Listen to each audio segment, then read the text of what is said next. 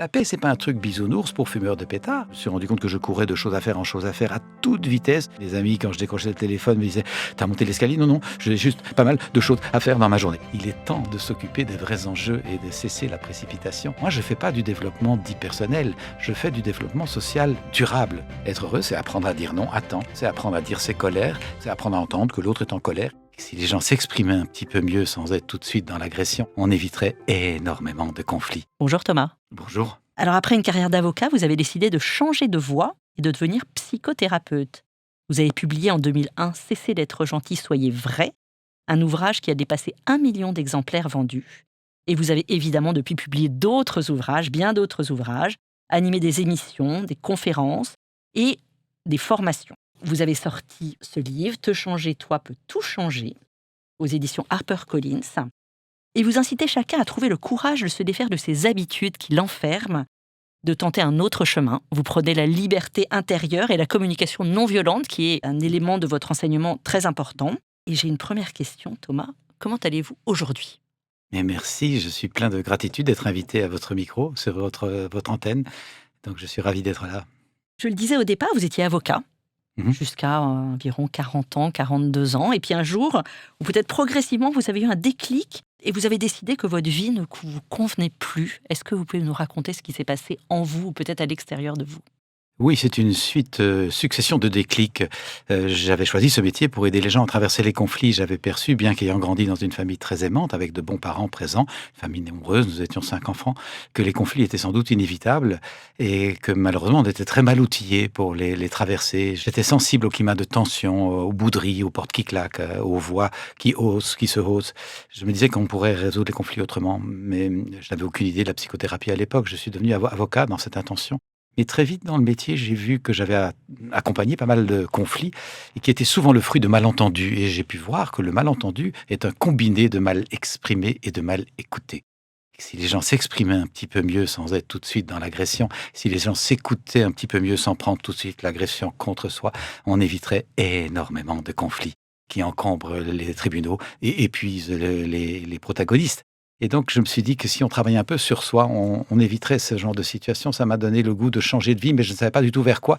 Et la vie a fait que j'ai pu m'occuper en bénévolat, c'était à côté de mon métier de juriste, d'une association pour des jeunes dits de la rue, des jeunes pris dans la délinquance, dans la petite criminalité, les gangs de rue. Et pendant 10 ans, j'ai consacré mon temps libre à ça. Ça m'a passionné à peu près entre 30 et 40 ans. Et ça a été une expérience pivot parce que j'ai réalisé que je voulais m'occuper d'humains et aider les humains à trouver du sens. Et petit à petit, ça m'a permis de réaliser que c'est difficile d'accompagner un gamin qui est dans la rage et qui a envie de tout péter si moi-même j'écoutais jamais la partie de moi qui était parfois en rage parce que j'ai reçu une bonne éducation et que j'étais gentil. Et puis de fil en aiguille, j'ai rencontré Marshall Rosenberg, le fondateur de l'approche de la communication non violente que j'enseigne maintenant depuis plus de 30 ans. Alors c'est quoi la communication non violente ? Vous pouvez nous expliquer parce que ça commence à être assez répandu. Il y a des formations, vous en faites vous-même. Ça évite vraiment les conflits. Alors, ça permet en tout cas de les réduire et si possible de les rendre féconds. Au fond, quand j'ai entendu cette appellation, je me dis, c'est pas pour moi je suis très gentil, je suis pas violent du tout. Je ne savais pas à quel point mon système de pensée est truffé de mécanismes violents, comme la culpabilité, comme la honte, comme la projection sur les autres d'images parfois d'ennemis ou en tout cas de méfiance, comme on est chargé de « il faut »,« tu dois »,« c'est comme ça »,« c'est ton rôle », etc. Comme nous avons tendance à nous juger, à juger les autres. Tout ça, c'est une violence subtile. On ne parle pas de coups et blessures forcément, mais ça pourrait y amener malheureusement. Et donc, l'idée, c'est de travailler sur son système de pensée pour retrouver un rapport à la vie en soi et autour de soi, avec les autres. Évidemment, c'est très orienté sur la relation à l'autre, un rapport plus fluide et plus fécond. Et donc, ça s'apprend, comme on apprend tout. Ça devrait s'apprendre d'ailleurs depuis la maternelle, apprendre à s'exprimer et à écouter l'autre d'une manière qui nous permette de converger plutôt que de nous opposer. Ce que vous dites dans votre ouvrage que j'ai trouvé passionnant, « Te changer, toi peut tout changer », c'est que finalement, il y a beaucoup de choses qui entravent notre goût du bonheur et des relations saines. Qu'est-ce qui nous en empêche ? Quelles sont les forces limitantes qui nous empêchent finalement d'avoir des relations saines, d'être heureux, de trouver notre vraie voie ? C'est un des 5 mécanismes que j'étudie dans ce livre et que j'observe depuis plus de 15 ans dans ma pratique d'accompagnement des personnes et notamment d'animation de formation avec des groupes. J'ai appelé ce premier mécanisme la culture du malheur, qui confine parfois en culte du malheur, en goût du drame, en attachement à la souffrance. On aime beaucoup se plaindre. On aime en se Belgique plaindre. aussi. Moins qu'en France, j'ai envie de dire. Il y a plus de bonhomie et de bonne humeur, je crois, en Belgique, sans faire un gros Mais clivage. généralement, l'être humain aime bien se plaindre, aime bien C'est un peu cultiver une le habitude, culte. en tout cas, elle est très liée à notre reptilien d'envisager le pire pour se protéger. Ça a pu nous sauver la vie, mais ça peut nous la bousiller véritablement. Et aujourd'hui, nous avons besoin de sortir de cette habitude de voir le verre à moitié vide et d'apprendre, ça s'apprend, à le regarder aussi à moitié plein. Et ça, c'est un travail de transformation de nos systèmes neuronaux. Ça demande une discipline que d'apprendre à regarder d'abord ce qui va bien, parce qu'il y a sur la planète plus de belles et bonnes choses qui fonctionnent bien que de choses tragiques, pour avoir une bonne immunité, en sorte d'être à même de traiter ce qui va moins bien. Mais ce n'est pas l'habitude que nous avons jusqu'ici. Souvent, nous sommes plombés par ce qui ne va pas et nous n'avons pratiquement plus d'énergie pour apporter de l'amélioration. Donc, j'appelle ça la culture du malheur. Nous avons besoin de la démanteler dans nos systèmes de pensée pour apprendre à co-créer une culture, si pas de la joie, on n'est pas toujours joyeux, on traverse des conflits, des tensions, des deuils, mais au moins une culture de la paix, une paix transportable à travers les difficultés. Quelles sont les autres forces qui nous empêchent, auto-limitantes, comme vous les appelez? C'est très intéressant d'apprendre à les déconstruire, et puis après, pourra peut-être voir comment les déconstruire, qui nous empêchent finalement d'être heureux et qui empêchent le monde de tourner rond. Dans cette culture du malheur, il y a notamment un mécanisme d'auto-sabotage qui est bien connu des psychologues et des thérapeutes, mais pas connu du grand public. C'est le fait de ne pas s'autoriser à être heureux. Et j'ai appelé ça un vaccin anti-bonheur. Souvent, nous avons ingéré ce vaccin comme une injonction primale. On n'est pas là pour rigoler. On n'est pas sur Terre pour rigoler. On est dans une vallée de larmes, ou on est dans un monde de lutte. Et si c'est ça qui nous habite, eh bien, nous cherchons le bonheur, évidemment, comme tout être humain. Et en même temps, la première personne qui nous en empêche, la plupart du temps, pas toujours, c'est nous-mêmes, par des mécanismes, je l'ai dit, d'auto-sabotage. Nous avons besoin de comprendre ça pour pouvoir nous autoriser, comme le proposent la plupart des transitions spirituelles à travers le monde, à travailler un état de paix intérieure stable, transportable et contagieux. C'est à mon sens, moi qui accompagne les personnes dans les cycles et saisons de l'existence depuis plus de 30 ans, le sens de la vie, apprendre à trouver la paix intérieure généreuse, contagieuse, qui impacte le monde autour de nous. Et ça ne va pas tomber du ciel, hein. C'est pas un truc miraculeux, c'est pas un truc bisounours, ça demande une certaine discipline, une certaine régularité, comme tout apprentissage. On n'apprend pas la trompette ou le foot en une après-midi. Comment on déconstruit les mauvaises habitudes? On se pose avec la première personne dont nous avons la charge, qui est nous. Et on l'écoute. Et on crée un dialogue intérieur régulier. Comment est-ce que je peux être proche de l'humain qui est devant moi si j'ai pas appris à être proche de l'humain qui est à l'intérieur de moi? Comment vais-je par miracle avoir de l'empathie par devant si j'ai pas de l'empathie par l'intérieur? Et ce sont des enjeux qui font pas partie de nos systèmes éducatifs et que nous avons absolument besoin, par les temps qui courent, d'instaurer une hygiène de conscience, ce que j'appelle même une discipline de paix. On sait faire la guerre à travers le monde parce qu'il y a des écoles de guerre et on se muscle pour la guerre. On se fait même un état d'esprit guerrier avec des pratiques guerrières. La paix, c'est pareil, c'est pas un truc bisounours pour fumeurs de pétards, c'est un truc que nous avons besoin d'apprendre et de pratiquer et dans lequel nous avons besoin de nous forger un mental de paix. Ce que je cherche dans la relation et à moi et à l'autre, c'est un état de paix et je vise cela. C'est pour ça qu'on appelle l'approche la communication non violente. J'évite ce qui va générer la violence ou le rejet. Alors, pour répondre à votre question, se côtoyer, se rencontrer, s'interroger souvent, comment est-ce que je me sens? Qu'est-ce que ça dit de moi? Qu'est-ce qui va bien d'abord, que j'honore, que je célèbre, pour lequel je peux sentir de la gratitude. La gratitude, vous le savez, les études nous le prouvent, et moi je peux en témoigner depuis 30 ans, c'est un levier de transformation considérable et extrêmement décrié, ou en tout cas méconnu, dans notre société de matérialisme et de vision très limitée. Donc apprendre à goûter ce qui fait sens et ce qui va bien dans ma vie, et en même temps, prendre le même temps pour écouter ce qui ne va pas, ce qui m'attriste, et qu'est-ce que ça dit de moi. Nos sentiments nous parlent de nous. Qu'est-ce que nous avons envie de transformer, de changer? Et c'est l'invitation à retrouver du pouvoir. Nous n'avons pas toujours, loin s'en faut, du pouvoir sur ce qui nous arrive, mais nous avons toujours du pouvoir sur comment je vais gérer et réagir à ce qui m'arrive. Vous nous parlez de cultiver sa vie intérieure, ce qui est absolument formidable, et j'abonde dans votre sens, mais aujourd'hui, les écrans nous volent un temps et une capacité d'attention phénoménale. Comment est-ce qu'on peut lutter et comment est-ce que vous y arrivez vous-même? Peut-être avez-vous quelques... Les écrans nous volent du temps parce qu'on dit qu'on sent. Et parce que ça active notre striatum, qui est tout content d'avoir un peu de sérotonine ou de dopamine qui circule. C'est des petites satisfactions de surface que nous prenons pour un vrai bonheur. C'est absurde, évidemment. Le vrai bonheur est bien au-delà. Et si nous voulons le trouver, ça ne va pas se nourrir par l'extérieur. Ça ne peut se nourrir que par l'intérieur. Toutes les traditions nous le clament depuis des générations. Et aujourd'hui, malheureusement, cet outil, qui peut être par ailleurs très pertinent, bien sûr, pour faire des recherches ou des rencontres ou se cultiver, peut être une arme de destruction massive de notre intériorité, de notre capacité de recul, de notre capacité de discernement et d'inspiration. Or, s'il y a bien une chose essentielle par les temps brumeux, brouillardeux, chaotiques que nous traversons aujourd'hui, c'est de retrouver de l'inspiration, de l'esprit, du souffle pour retrouver une gouvernance intérieure par rapport aux événements. Beaucoup de choses s'écroulent à l'extérieur, c'est sans doute l'indication que nous avons besoin de retrouver notre boussole intérieure pour être des citoyens actifs. Et comment faire pour se réapproprier ce temps? Parce que vous expliquez aussi dans votre ouvrage qu'il y a une notion fondamentale qui est que nous courons après ce temps. Peut-être en démarrant du constat que ça ne me convient plus. En tout cas, c'est ce qui m'est arrivé. Je me suis rendu compte que je courais de choses à faire en choses à faire à toute vitesse, que j'étais parfois un peu hébété. Mes amis, quand je décrochais le téléphone, me disaient: «T'as monté l'escalier?» «Non, non, j'ai juste pas mal de choses à faire dans ma journée.» Et un jour, ça m'a sauté au visage que je courais tout le temps. Et j'ai accepté un moment d'entendre à l'intérieur cette petite voix qui me disait: «Ta course est perdue, est perdue. Arrête de courir, tu vas jamais gagner contre le temps. La seule chose que tu puisses faire, c'est apprendre à pacifier ton rapport au temps et comprendre pourquoi tu cours contre plutôt que de marcher avec. Comment faire du temps un allié pour aller tranquillement de choses à faire en choses à faire dans un rythme doux, dans un rythme choisi plutôt qu'un rythme subi. Ça, c'est du boulot, hein, c'est du travail, c'est de la non-violence septième dan, hein, par rapport au vivant en soi et au vivant autour de soi. Combien de souffrance dans cette précipitation quand on se bat contre le temps sur soi, on se martyrise, mais ça se projette sur notre conjoint, si on est en couple, sur nos enfants, si on a des enfants. Combien d'enfants ne souffrent-ils pas de cette précipitation des parents, ce manque de temps, etc. Donc, apprendre à pacifier son temps, c'est un enjeu citoyen. Et ça, c'est une bonne part de mon travail que de faire valoir le fait que se changer sert la vie communautaire. Moi, je ne fais pas du développement dit personnel, je fais du développement social durable, qui démarre dans la connaissance de soi au service de la qualité de la relation aux autres. Est-ce que c'est pas un luxe de personnes privilégiées de dire se réapproprier le temps? J'imagine que vous avez aussi reçu des mamans solo qui avaient des enfants de conditions modestes, qui travaillent toute la journée, qui doivent courir pour les récupérer à la crèche, etc.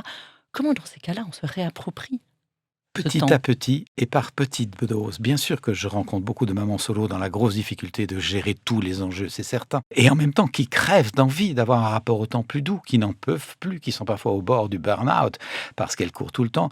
Comment arriver à faire un petit décalage pour que tout ça soit plus doux? C'est ça l'exercice que nous pouvons faire. On va pas faire des changements majeurs, mais parfois des changements mineurs peuvent donner une beaucoup plus grande douceur dans le rapport au temps. Et assez souvent, nous allons réaliser que nous pouvons éliminer des choses que nous croyions très importantes, mais qui ne le sont pas. Je vous donne un exemple entre mille. Nous traversons tous Paris en métro. Combien de gens sont sur un écran? Quand je ziote un peu sur l'écran des autres, j'ai pas l'impression que ce soit essentiel. Et donc, nous avons là un moment pour nous ressourcer. Je laisse le téléphone dans ma poche et je prends un moment de méditation délicieuse à l'intime de moi. Ou alors je relis des poèmes inspirants ou des messages spirituels qui vont nourrir mon âme. Il est temps de s'occuper des vrais enjeux et de cesser la précipitation. Et ça peut se faire même si on est maman solo avec très peu de temps. Il faut un peu se forcer aussi. Et il faut Ça le décider. demande.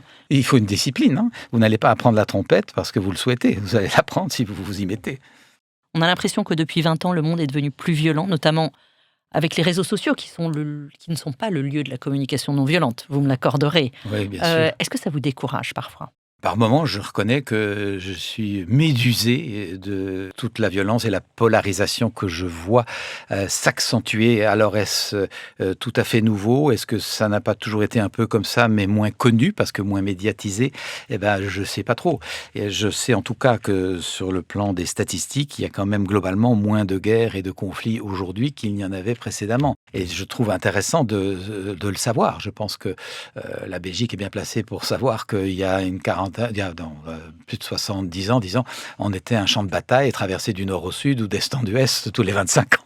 Ça n'arrive plus depuis 70 ans, c'est quand même extraordinaire. Il reste beaucoup à faire, on est parfaitement d'accord, mais je pense que dans l'ensemble, nous sommes plus informés de toutes les violences tragiques qui se passent et qu'il est donc, mais qu'il n'y en a pas forcément plus. En tout cas, qu'il est temps de s'éduquer à la non-violence et ça devrait, je le redis, faire partie de l'enseignement depuis la maternelle. Tout enfant qui va à l'école devrait, avec lire, écrire et calculer, qui sont les 3 piliers de base de la scolarité, apprendre à savoir qui je suis, comment je me sens, qu'est-ce que ça dit de moi, qu'est-ce qui me met en joie, en ouverture, en solidarité et en partage avec les autres, mais aussi qu'est-ce qui me pèse, me peine, me divise, me déchire, me fait peur ou me fout en rage et que j'ai donc besoin de comprendre avant que de faire payer mon dépit aux autres.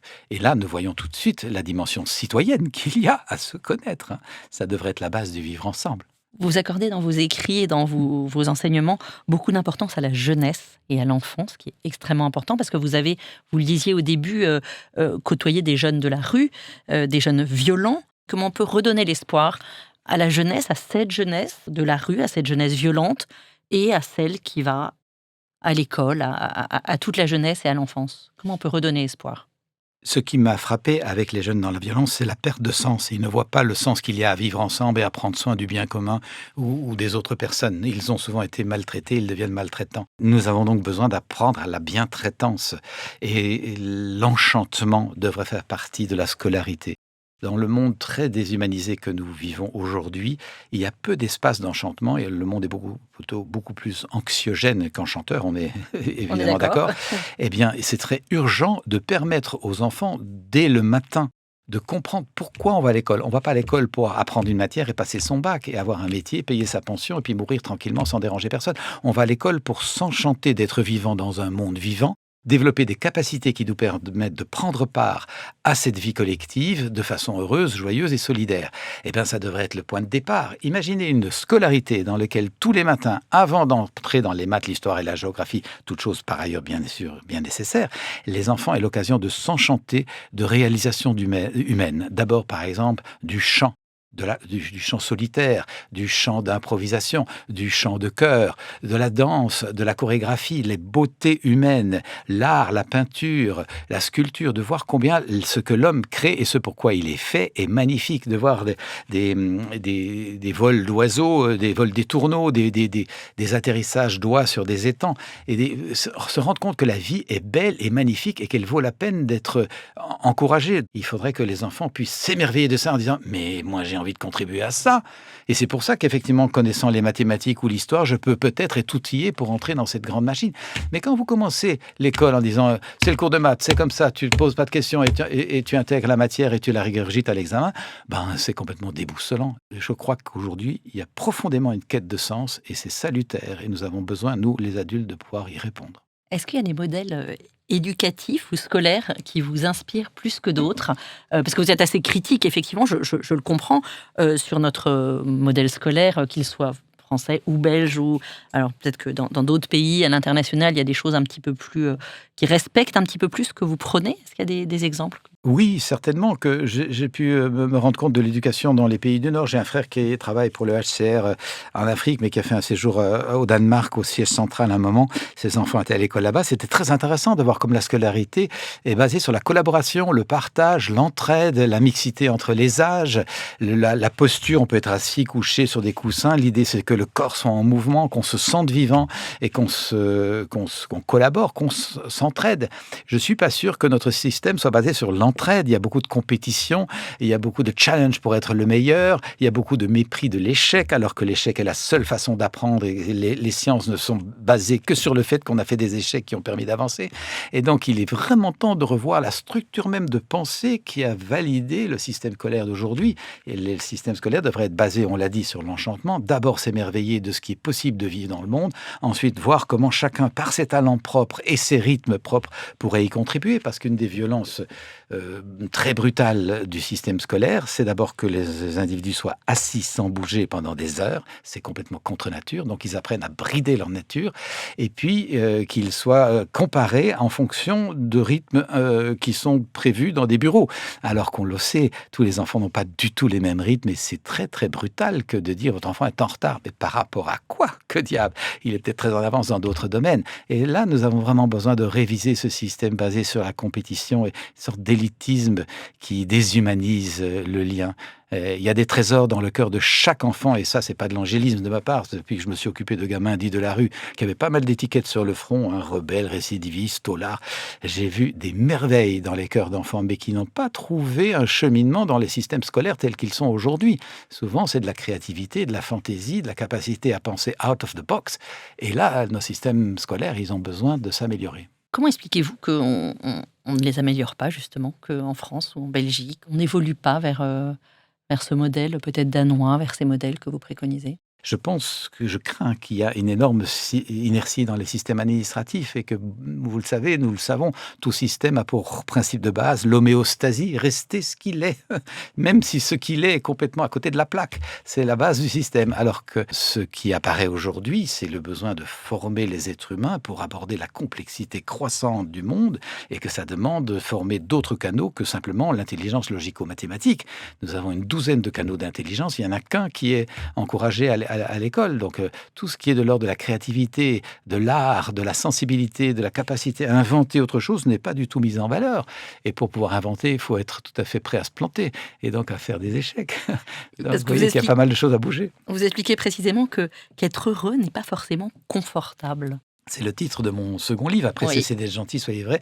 J'ai réalisé que moi-même, cesser d'être gentil avec moi-même, donc aussi être vrai avec moi et arrêter de me faire du cinéma et me maquiller les choses. Être vrai avec les autres, oser dire la vérité quand on n'est pas d'accord, quand on est en colère, oser accueillir la colère de l'autre, oser faire les deuils à temps quand il faut tourner des pages. C'est pas confortable. Mais je me suis bien rendu compte que comment être heureux si je dis oui à tout sans apprendre à dire non. Être heureux, c'est apprendre à dire non à temps. Être heureux, c'est apprendre à dire ses colères. Être heureux, c'est apprendre à entendre que l'autre est en colère et ne pas la prendre tout de suite dans la mâchoire comme si c'était contre moi, ça exprime le sentiment de l'autre. Nous avons besoin d'accepter que pour passer à des paliers de bonheur plus grands, plus profonds et plus généreux, nous avons besoin effectivement de traverser des inconforts. C'est successivement de petits accouchements de soi-même. Et de nouveau, la plupart des traditions nous parlent de ça, d'accoucher de soi-même, se mettre au monde.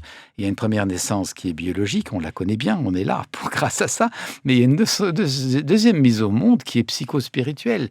Je m'éveille à qui je suis vraiment, j'éclose. Et donc je me défais du personnage. C'est le titre de mon dernier livre qui vient de sortir, Te changer, toi peut tout changer. L'idée n'est pas du tout de s'enrouler dans du narcissisme pour son petit bien-être à soi. L'idée, c'est de se mettre généreusement au service. Et je vois ça depuis tant d'années. Les gens que j'accompagne, qui se connaissent et se placent au bon endroit à l'intérieur d'eux-mêmes, deviennent pratiquement systématiquement généreuses, engagées au service. Parce que je dirais, elles se sont débarrassées du petit moi. Elles sont dans le grand moi au service de la vie. On va passer à une dernière partie de notre entretien où je vais poser des questions un peu plus rapides et des réponses un peu plus rapides, D'accord. si ça vous va. Si vous deviez résumer d'un mot votre engagement, ce serait... Aider le monde à trouver du sens. À quel moment vous êtes-vous senti le plus utile? D'avoir l'occasion d'être dans cet échange avec un humain et de faire en sorte que de cet échange éclot quelque chose. C'est lors du jardinage, tout d'un coup, quelque chose pousse. Quel est le mot ou la phrase que vous aimez le plus prononcer? S'enchanter, De quoi souffre notre monde? de désenchantement. Et quelle a été la meilleure décision de votre vie? M'engager en couple avec Valérie alors que j'avais tellement peur de l'engagement avant. J'étais célibataire jusqu'à 40 ans.